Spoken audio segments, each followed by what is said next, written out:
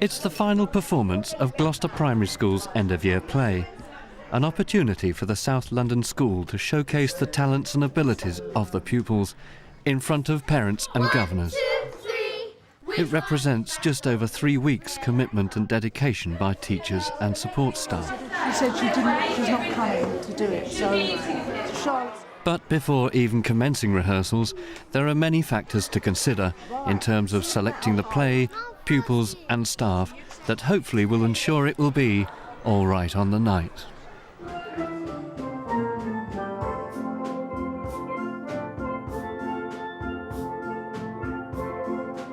It's a very unusual school for a junior school because we're fourth form entry. At the moment there's over 700 children from the age of 3 to 11. We place a high priority on music and participation in music. It's actually part of our school improvement plan that if we can get children to excel in music, then it will hopefully transmit into other subject areas.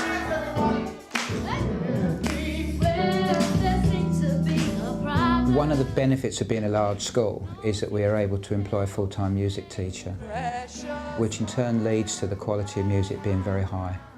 And children gain lots of opportunities. And every year they had a tradition of putting on high quality Christmas productions.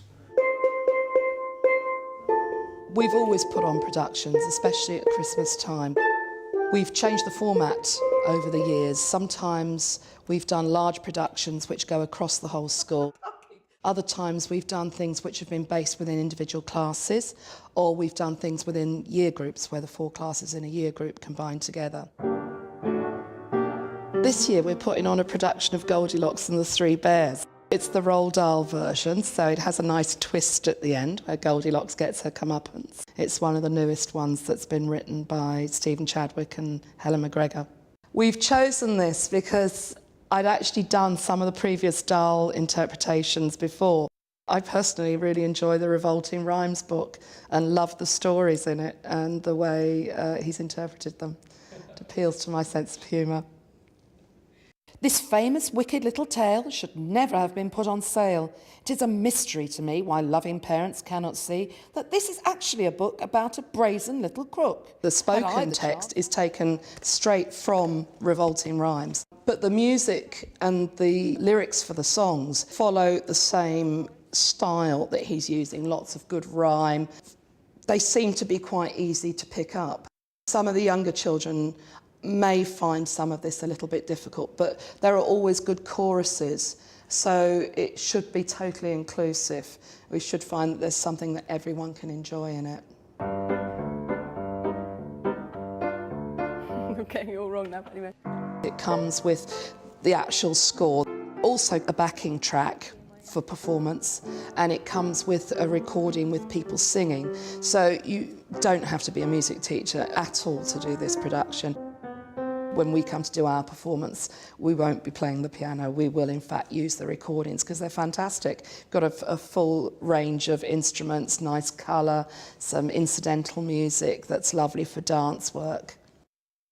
And there are issues about performing rights, and most publications will say on them what you need to do, how much you have to pay according to the size of the audience, how public it is, so always best to check. It'll be performed by year 2 upwards, and we may add some of the nursery and reception children in dressing up parts involving movement. We've got a 3rd year class coming in today. They'll be looking at the first song called Goldilocks. The story we're doing is Goldilocks and the Three Bears. During their music sessions, I've been bringing the children in to the story and into the music. Revolting Rhymes. Do you? You know it. That's fantastic. You've read all of them. They may well know it, but they're 3rd years, so they may not have read it yet. Some of it's quite difficult to read sometimes. It is a mystery to me why loving parents cannot see that this is actually a book about a brazen little crook. And then we're going to listen to the first song. It's a song called In the Dock. And we're going to try and learn it as a group. And then I hope I'll be able to hear some individuals singing. There are 9 songs in this show, and one of the things I want to do is choose some children to be in the show. So, who thinks they'd like to be in a show? Quite a few. Usually, the children are quite keen to show off what they can do if they want to be in the show. So we're going to learn the first song. Goldilocks. Goldilocks. I'll put the lyrics on the overhead projector and they can read from that, so they're not having to learn all the words straight off. And I'm not expecting them to get all the dialogue right, obviously. Well then, who fancies having a go at singing it? And I've used the first song almost like a kind of audition piece. Do you want to go first? Because I could hear you, because you've got a big loud voice, haven't you? I think it's nice doing it with their own class group because they feel secure. They're not doing something in front of a load of children they don't know initially. And it gives me and the class teachers an opportunity to see where their strengths lie.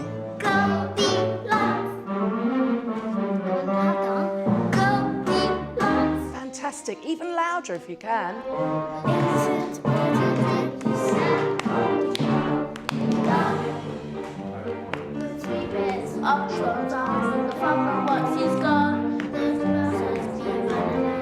wants some justice done. The ushers are ushering. One of the things I try and do actually when we're building the cast up is to be aware of more than one child who could take a part.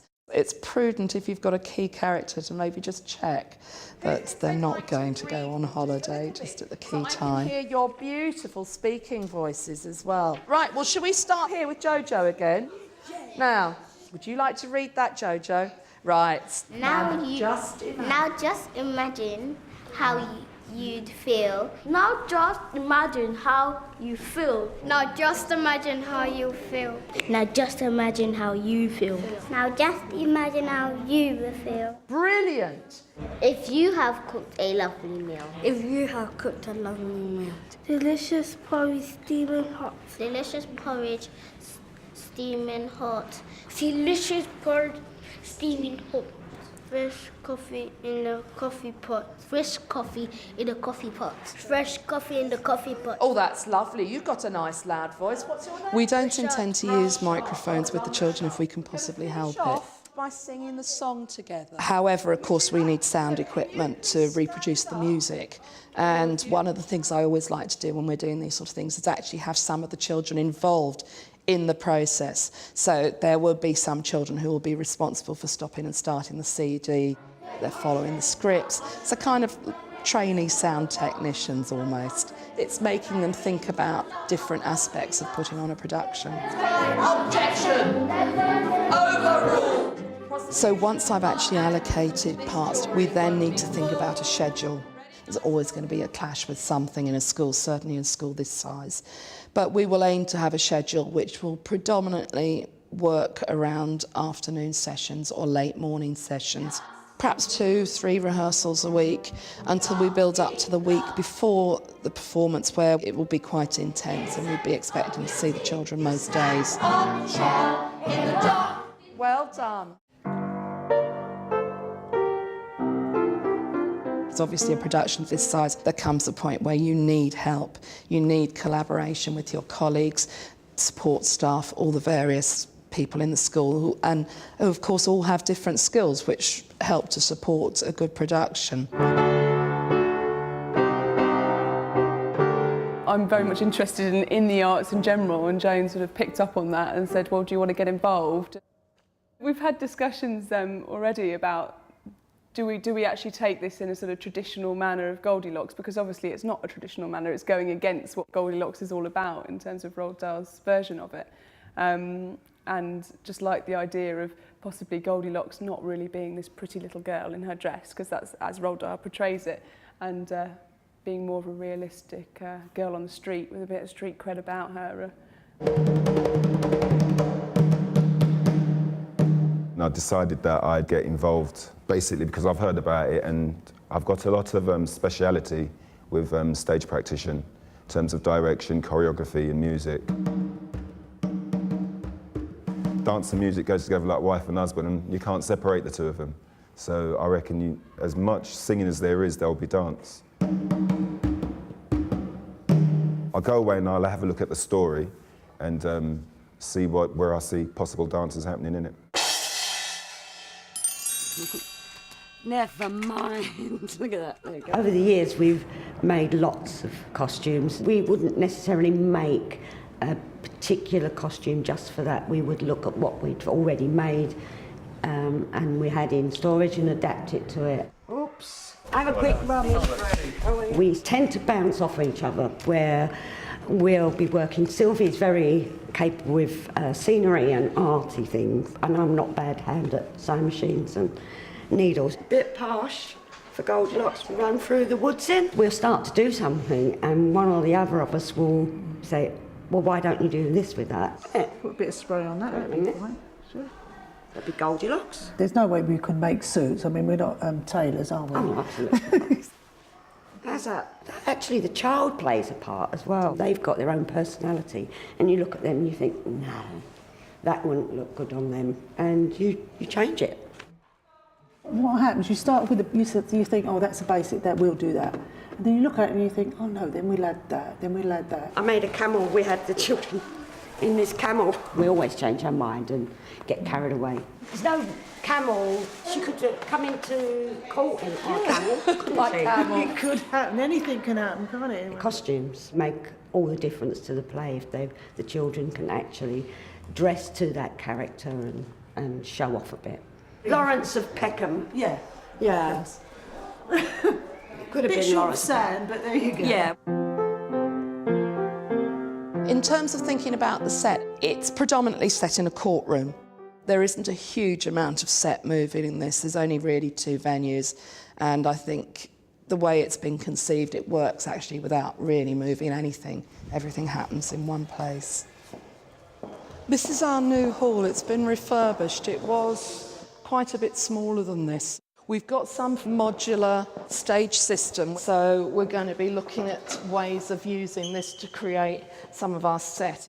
We intend to perform at that end, the main reason being that there are doors on either side, which gives us natural wings for coming in and out, and it also means that there are doors at the back of the hall which are easier for access for audience. The other things we want to think about is the acoustics. This is quite a bare space at the moment, as you can hear. There's a lot of echo.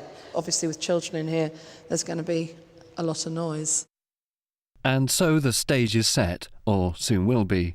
And over the next 3 weeks, Gloucester Primary School's band of players will undergo a rigorous regime of costume fitting, learning lines and rehearsals.